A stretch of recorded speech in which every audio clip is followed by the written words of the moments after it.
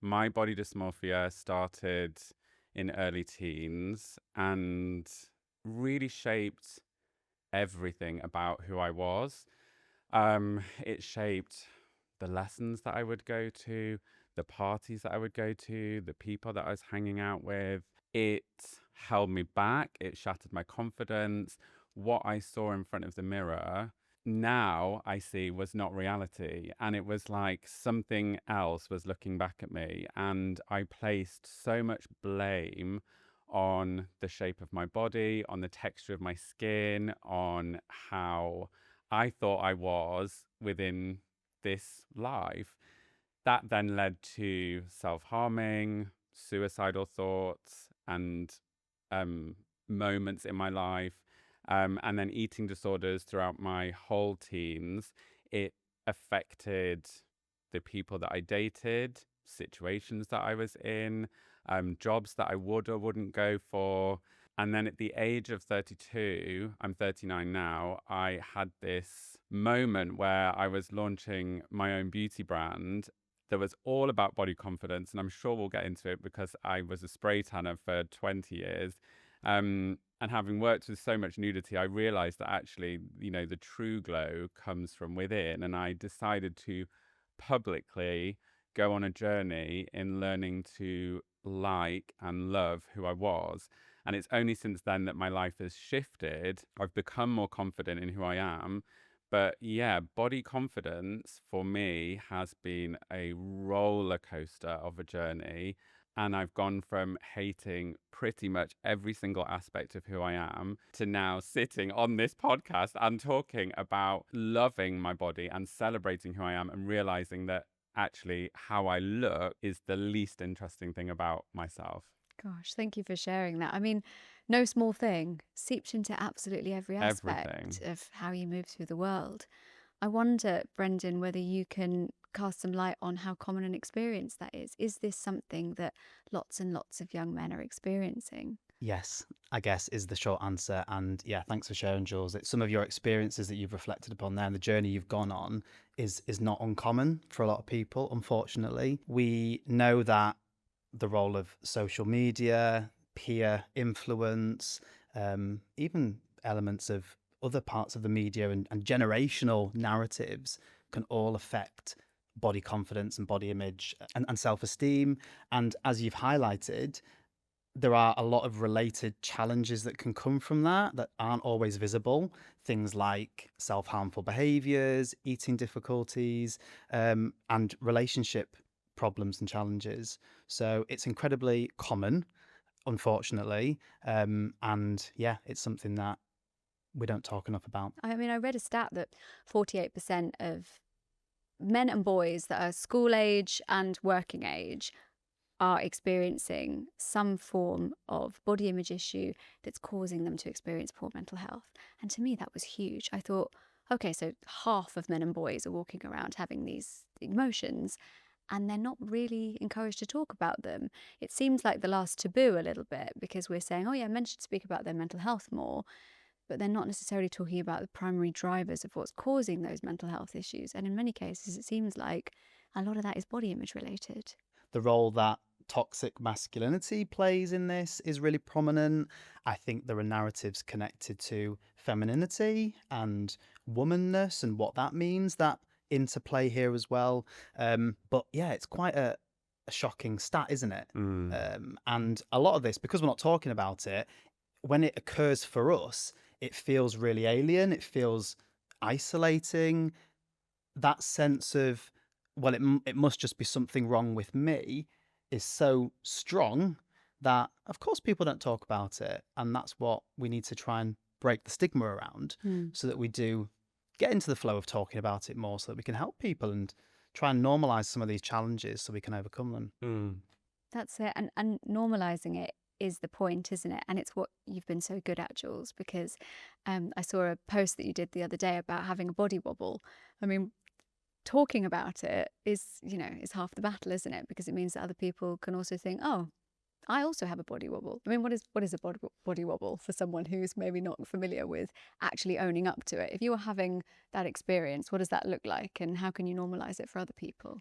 Well, firstly, I think talking about it and being open and honest with yourself and with people around you actually is half the battle. And as I said previously, and this is how I've got to this point of recognizing that everybody wobbles, I fell into a career as a spray tanner.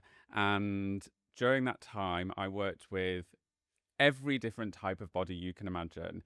And seeing people get in the spray tan booth with underwear or no underwear, it was the norm. But what shocked me was, like, I've worked with Victoria's Secret models, I've worked with Hollywood actors and actresses, you name it, I've tanned it. And every single person that gets in the spray tan booth, whoever they are, used to apologize for something on their body. I'm sorry for my inserts, like my cellulite, my love handles, my eyebrows, my hair. I'm so sorry. And I just thought, God, you're supposed to be one of the most beautiful people in the world. This is what you are supposed to be it. And you are apologizing. And at that time, I was really struggling with my appearance. And I just realized that actually we are all conditioned to hate how we look. We are all sold this ideal body, this perfect life that doesn't exist. And so having these wobbles is actually part of being human. It's part of navigating the society that we're in. A body wobble comes from, you might look in front of the mirror or look in a car window or a shop window. They are the devil at times if you're not feeling your best and you walk past, you're like, oh my God, is that what I look like? Never look at the front-facing camera. Oh, never, never. And yeah, a badly lit fitting room can be deeply upsetting. But everybody has those moments where they are picking themselves apart. And it's because, I mean, there's so much to unpack, but society places so much of our worth based on aesthetic. And going back to your stat about teenage boys and boys at school picking themselves apart because of their body, of course they are. Of course they're doing that.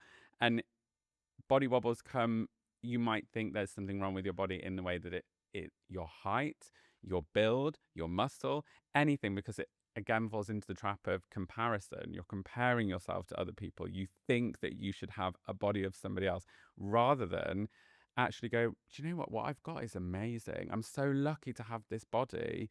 But that, unfortunately, is not communicated. We're just so conditioned to publicly shame ourselves in order to almost make ourselves feel twistedly better. Do you know what I mean?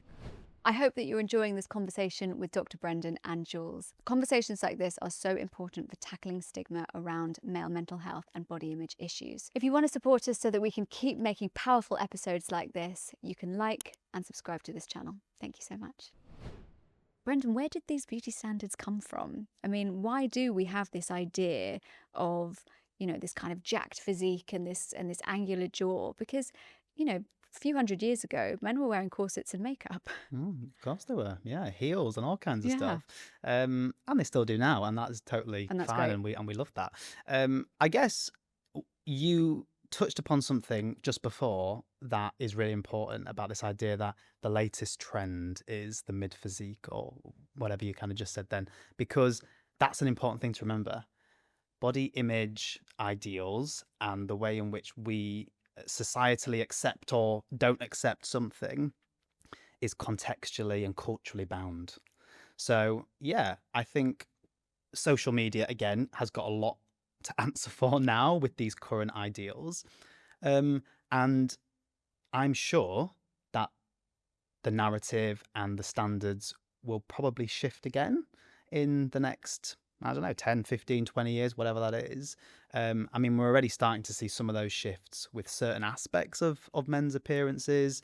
You know, there's even things like people that don't have a lot of hair and wanting to get hair replacements, but then what I should say is you've also then got people that are embracing baldness and that becoming culturally like a cultural currency of attractiveness with that. So these things shift and change.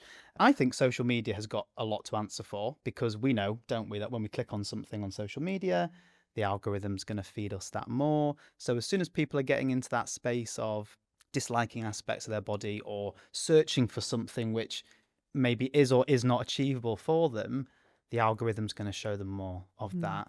So I think maybe our current standards of beauty are maybe being shaped quite a lot by social media, maybe more than we want to acknowledge, because we all live our lives so much integrally on social media. I think there is also the topic of the way that men in particular are sold product and the models that are cast in campaigns. You go on any retailer and shop for men's underwear and every model has the same body. I'll tell you this for free, honey, my body doesn't look like that. And I don't think theirs does either. I've done a lot of men's swimwear campaigns as makeup artists. Those boys have drunk a bottle of red wine the night before, dehydrated themselves, and that's how their muscles show. And somebody's gone in and bronzed and contoured everything. That used to be me. I used to contour them. But it goes down to the fashion campaigns, the beauty campaigns, they're all casting the same kind of models. Having had a brand that was all about body inclusivity and body diversity globally, it's actually not that difficult to cast models who have a diverse body. But these brands are so scared of breaking the mold and focus so much on women's wear and inclusivity within the women's wear space, which is amazing, but I think completely overlook the menswear category. And you could go in anything. Every male model looks the same, but there is this resistance to swimming differently.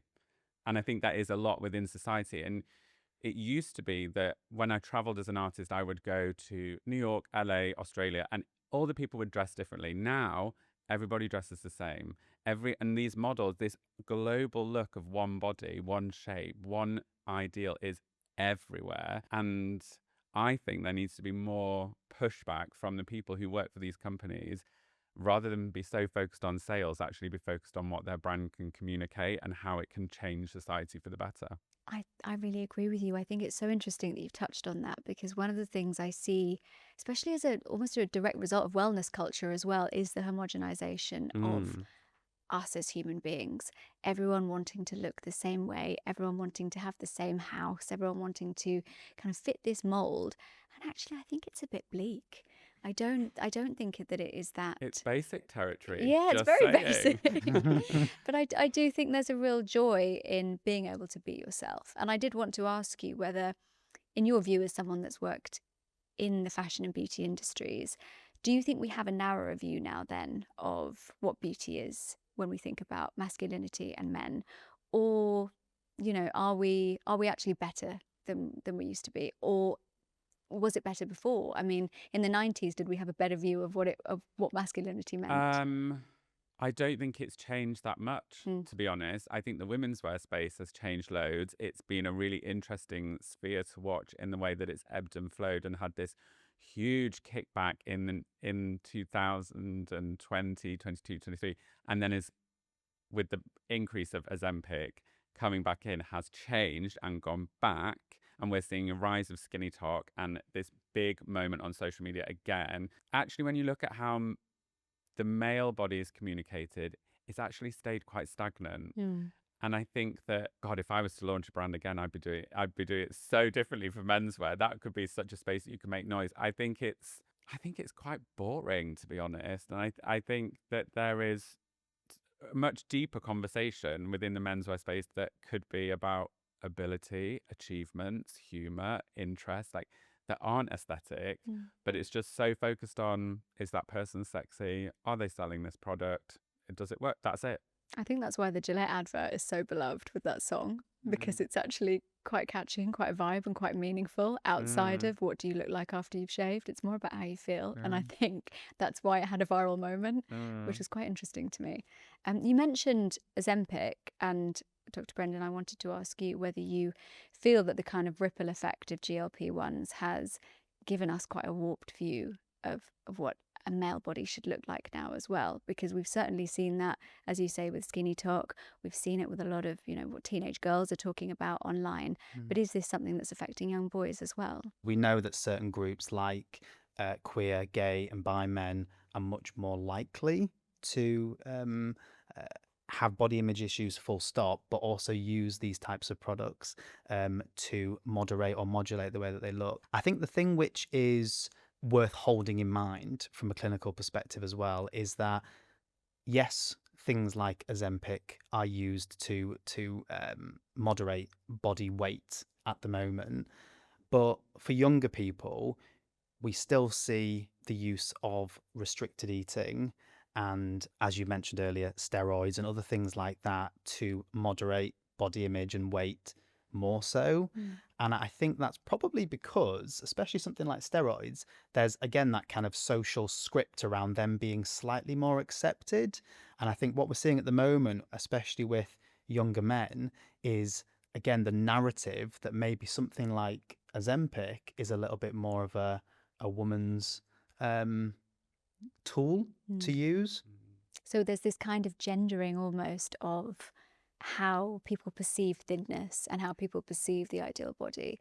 That's really interesting. And you mentioned, certain demographics and certain groups having, more issues with things like eating disorders. Why is that, do you think? Is that because across society we have this kind of lack of access to resources in certain groups, or is it because certain kids are more likely to be bullied? I mean, there must be a lot of play here. There is an awful lot of play. I guess my area of research and clinical working is mostly with queer populations and groups. Yeah. So one of the things that we know in the kind of LGBTQ plus space is that internalized homophobia, internalized biphobia, queerphobia, whatever that might be, plays a big part. That sense of the world tells me I'm not enough, I'm wrong, I need to look a certain kind of way. That's internalized. You mentioned social desirability and self-worth being tied up. We know that, again, for gay, bi and queer men, there is a real sense of that. My self-worth and my social currency and my appeal, full stop, is based on the way I look and nothing else. And that's a very limited view that can really embody people fully. That idea. There's lots of variables at play, but especially for the queer, bi, gay men, I think that sense of self-worth being equated to the way you look is a real challenge. It's so much for a young person to hold, isn't it? And then I suppose if you take that with you into adult life and then have to contend with all the issues that come with being an adult as well, it's an awful lot. And I can see why, Jules, you've written about, feeling like you hit a wall in some cases because you had internalized a lot of this stuff and actually it was coming out in negative behaviors or negative thoughts in a way that felt like you couldn't really control them. But I know that you have also come up with so many great tips for loving yourself and feeling better about yourself, and your book is a really great guide to that. And I wonder actually whether you've got an insight into how you can flip the script. How have you gone from internalizing that negativity and feeling like, okay, well, the world is not giving me what I need and therefore I'm taking that on board, to feeling like, actually, I am pretty brilliant and I'm going to give the world more of my brilliance. I mean, that is a huge shift. So how does one achieve that? I mean, that is a massive shift. And turning the ship of body confidence does not just happen overnight. It has to be a little bit. And each time you make little changes and what you say nice things to yourself one day will have a knock-on effect. I think recognizing this space that you're in is actually one of the hardest lessons to learn, and recognize, am I speaking to myself nicely? Am I being my own best friend? Am I showing up for myself? Have I got my own back? And if the answer to those questions are all no, then maybe there's work to be done. And you might not even realize that you're in this space of low vibing energy. And so saying nice things to yourself in front of the mirror, recognizing that I wouldn't say that to my best friend. I wouldn't say half the stuff I say to myself to my best friend. So why am I saying it to myself? For me, every time I looked in front of the mirror, and anyone who has body dysmorphia will be able to relate to this, I would just consistently focus on the things that I hated. The mirror would be this place of, I'm going to really pick myself apart here and hone in on all the things that I want to change. But what if you honed in on all the things that you liked? think how different your conversation would be.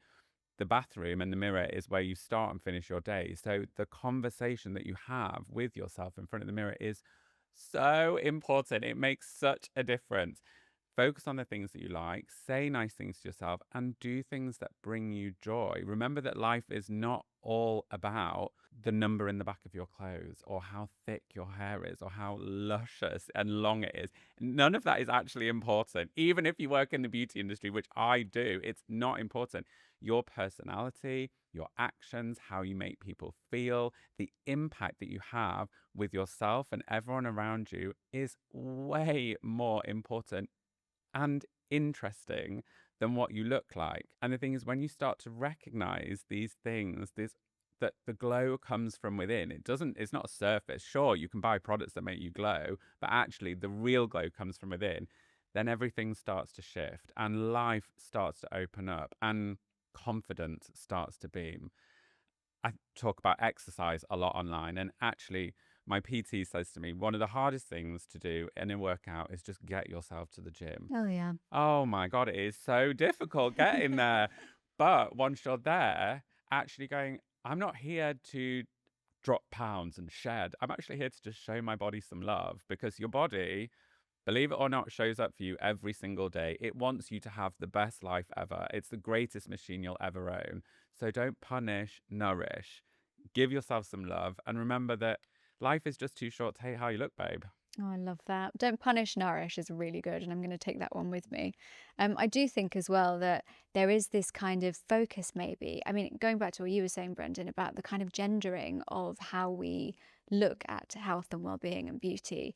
There's this idea that if you're a man, it's all about self-optimization. It's about shredding. It's about, leveling up. It's not necessarily about loving and nurturing. And a lot of that is because of the way, as you say, products are marketed. We haven't, as you very rightly pointed out, deviated in 20, 30 years from the way that we sell things to men. And we probably should.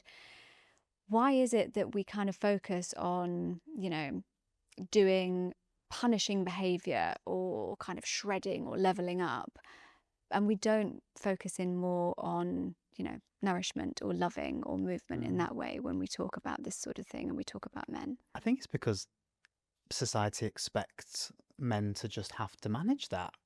You just have to, that's just your role. So you've got to stomach the bad and pull your socks up and get on with it. For me, it goes to a broader point about men and mental health generally.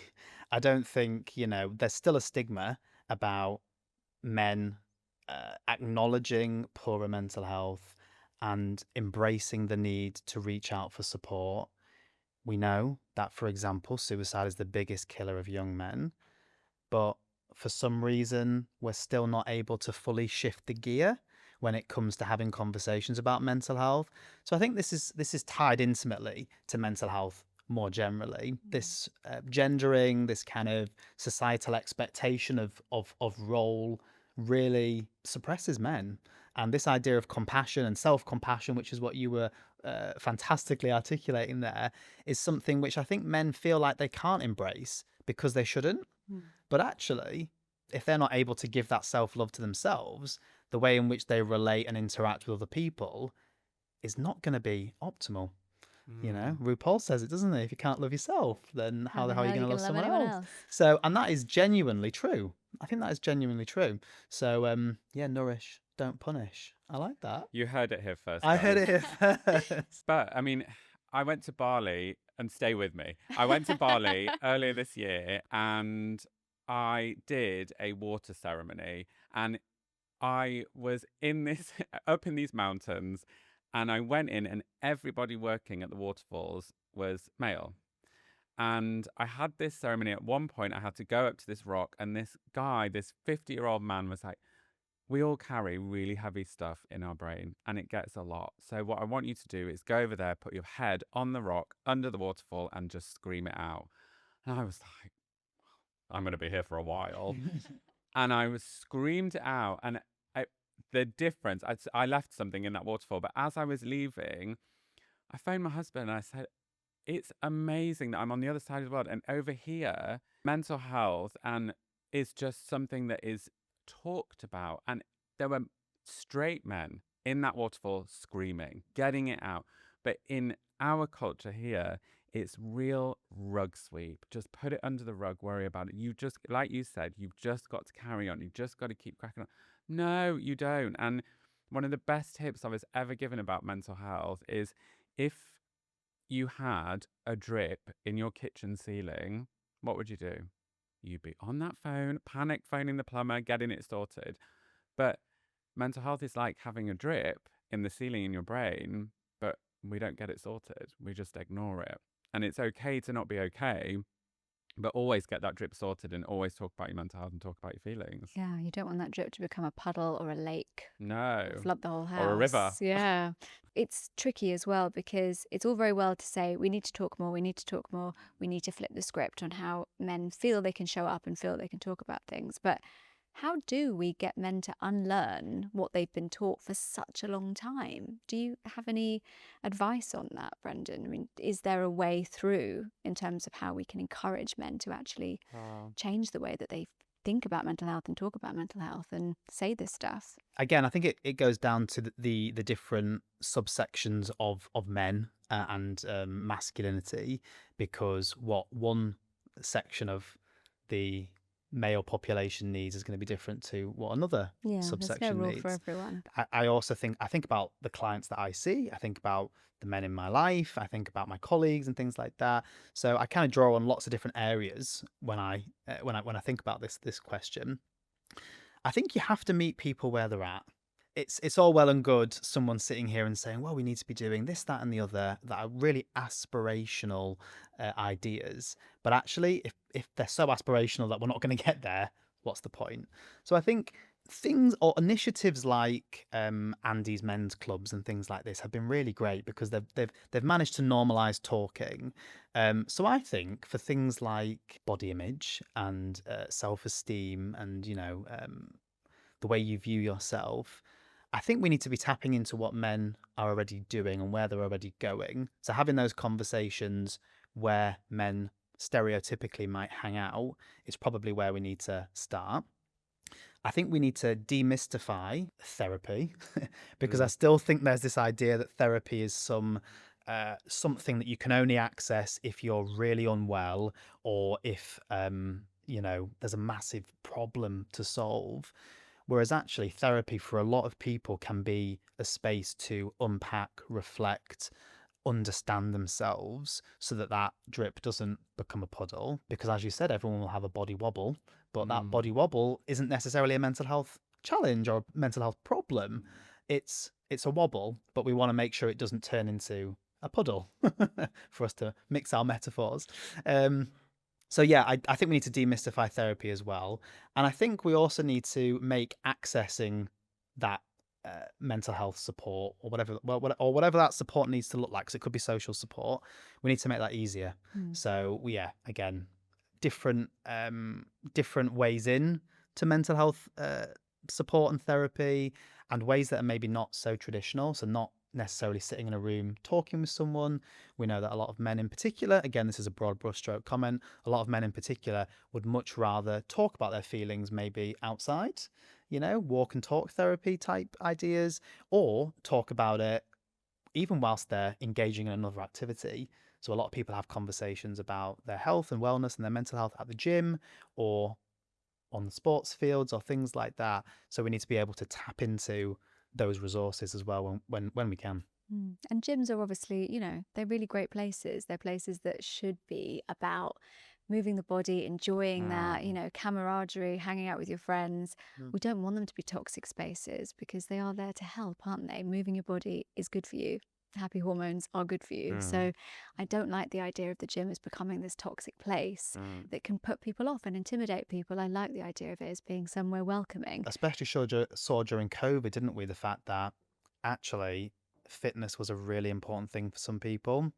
So we can sometimes conflate the fact that gym is a negative thing. I don't know, just something about if actually you like going to the gym and fitness and, sculpting your body is something that you like doing, that's also okay. It's a spectrum, isn't it? I Yeah. guess it's very easy for us to say, oh, don't lose your head over the perfect body. But also, if bodybuilding is your thing and you're doing it sustainably and healthily, have at it. It's probably making you feel really good, and it's helping your mental health, right? If Yeah. it's bringing you joy, keep doing it. That's it. Exactly. Same could be said about fitness brands Yeah. and how they're communicating. It's exactly the same. The conversation around exercise is always this aesthetic, Yeah. and it's actually not about that. And that narrative needs to change. And also unlearning, back to your original question, unlearning body dysmorphia tendencies and low self-esteem tendencies is not an overnight job.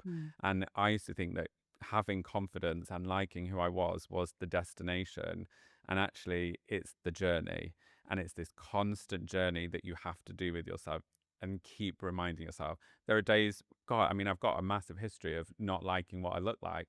There are days that I have lows, there are days that I have highs, but each day is different, and you have to remind yourself each day, okay, this is where we are today. It's okay. That's all right. Maybe I do need therapy. Maybe I need to talk to someone. I love walk and talk, by the way. I'm having that.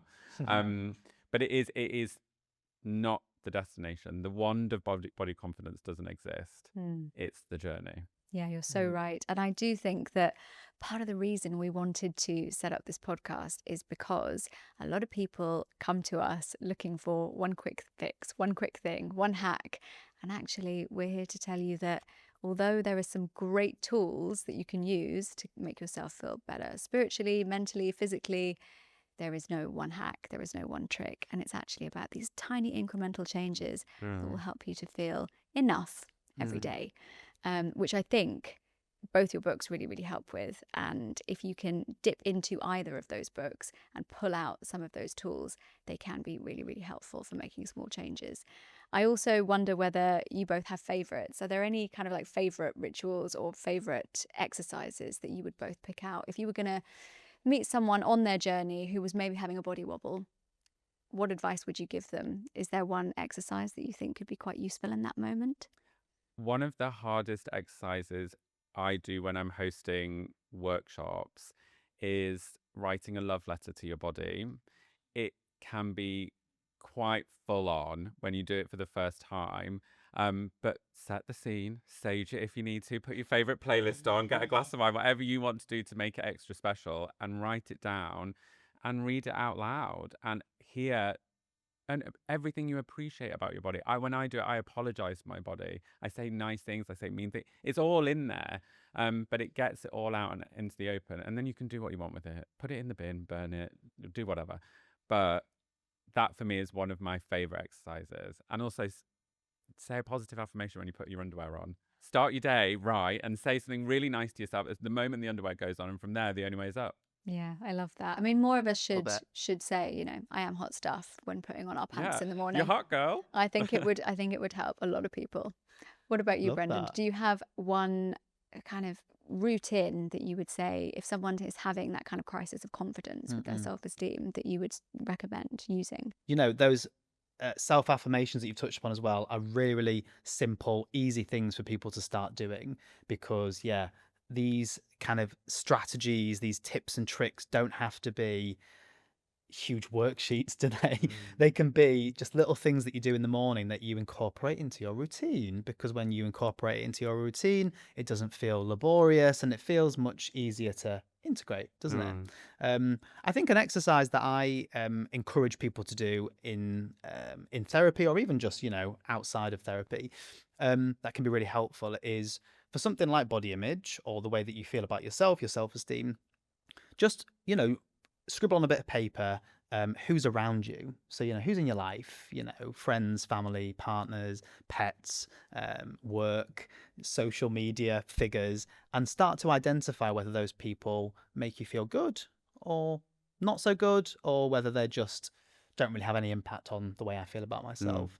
And sometimes when people start to scribble this down, they go, oh, hang on a minute, I didn't realize that this one particular person or group or thing in my life doesn't make me feel that great. Or there's, on the flip side of that, there are certain people, things in my life, or pets, or whatever that might be, that make me feel amazing. So then we might start to say, well, as a little tiny shift, why don't you start to spend more time with these people and things that you know do something good for your self-esteem. Again, it's almost like a little bit of a nudge, but something like that is almost like like an easier therapy technique that anyone can really do. You don't need to be in a structured psychological therapy to be able to do something like that. It's kind of just being a bit more self-aware, isn't it, about what you're feeding yourself with. You talked Yeah. about nourishment, and I think often if I'm starting to feel bad about myself, I will take a break from social media, because I feel that often the reason I'm not feeling good is because I'm comparing myself to other people. And if I stop and think about it, as you've just recommended, it's that that's making me feel bad. So I try to distance myself a little bit from that and spend more time with people that make me feel good, which is great advice. I mean, Comparison is the thief of joy, honey. absolutely. You've got to watch it. I want to know if it really was Ellen and Roosevelt that said that, or whether it's just become a Pinterest quote that we attribute to her. But it is a great quote, and I love it. And it's one of my favourites. Those are both incredible sets of tips. And I always end the podcast by asking my guests for their tip on their one wellness non-negotiable. And I know this is quite hard to choose, but for you, is there something that is your one go-to that makes you feel good every day? Jules, we'll start with you. Nature and nature bathing. Whether it's having my cup of coffee outside for 5 minutes in the morning, or taking a full tech rest and putting my phone in a drawer on a Sunday and just spending the whole day outside. If I'm in that place that you were just speaking about on social media, where it can feel very prangy, that's the only way I can describe it. Just letting Mother Earth heal and doing what she is supposed to do, and remembering that all of this, the tech, the life that we're in, is something that humans have created. And actually, if you just sit and be in a forest or by the sea, you will feel better, 100%. That is my non-negotiable. I couldn't agree with you more. And I also am currently working on a piece about how forest bathing can really help reset that frequency for you and help you feel Game changing. more grounded. And I just think it's fascinating, the science. But it's also just a no-brainer, isn't it? Makes you feel good to go for a walk. So I love that. What about you, Brendan? What would your one wellness non-negotiable be? I think my one wellness non-negotiable would be time with my dogs. Love it. Because my partner might not like me saying that too much, but I think my dogs, it's that sense of just unconditional love and joy, and just if you're having a bad day, just embrace your animals. For me, that's something which is non-negotiable. Every day I've got to do that. Love that. Animals, nature, the most wholesome things in the world. And simple. Great advice. Thank you both so much for sharing your tips with me and for joining me on Well Enough. Thank you. Thank you for having us.